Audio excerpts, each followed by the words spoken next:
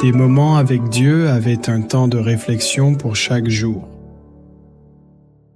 7 juillet. Il a été tué et est revenu à la vie.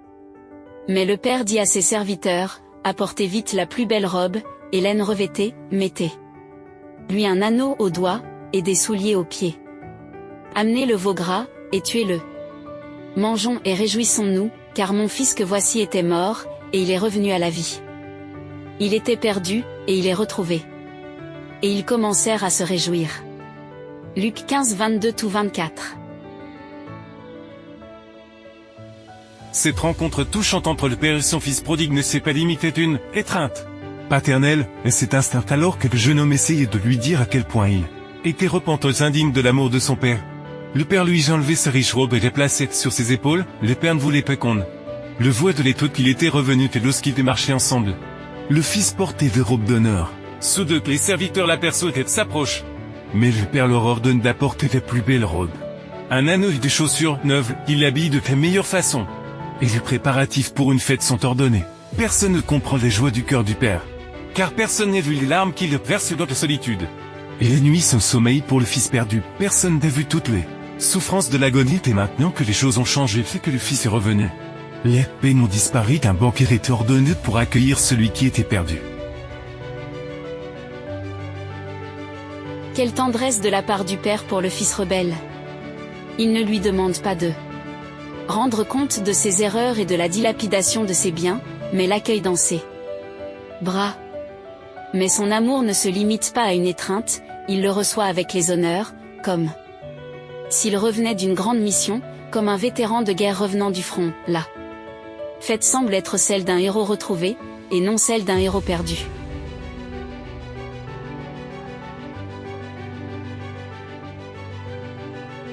Car il plaît Dieu de voir ses enfants qui prennent la décision de rentrer chez eux. Cannes 2. C'est sujet quelque cause de choses de la vie, quelque cause de la recherche du bonheur de la choses matérielles qui s'ennuyaient et n'aimaient pas les choses de Dieu. C'était éloigné de leur maison et qui battu par les rites décidé de revenir pour Dieu. Le fils perdu qui était mort dans ce péché, c'est un fils qui était ranimé pour une vie nouvelle. Le fils qui fait souffrir le cœur de Dieu parce qu'il se perd dans la ruine et les misères. Et parce qu'il est l'esclave de Satan dans des péchés qu'il éloigne du Seigneur, ce fils.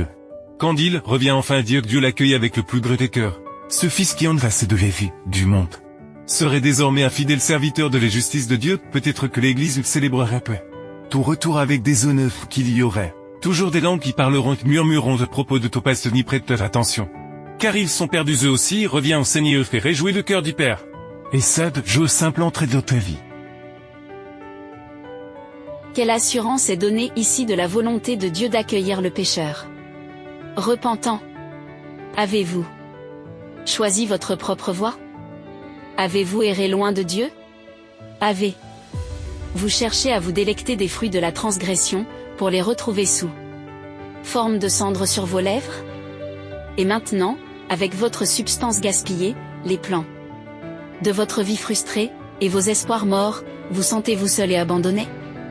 Aujourd'hui, cette voix qui a longtemps parlé à ton cœur, mais que tu n'as pas voulu écouter, vient à toi distinctement et clairement, écoute-la.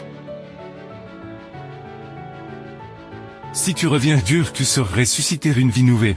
Tu as été perdu, retrouvé par l'amour du Seigneur, rien ne t'empêche de revenir. N'écoute pas Satan qui te dit que tu es un pécheur et que tu ne mérites de revenir au Seigneur. Reviens simplement et Dieu ne te recevrait plus comme un mercenaire mais comme son fils. Amen. Merci pour écouter cet audio. Nous vous invitons à partager avec votre. Contactez et visitez le site web. biblewell.com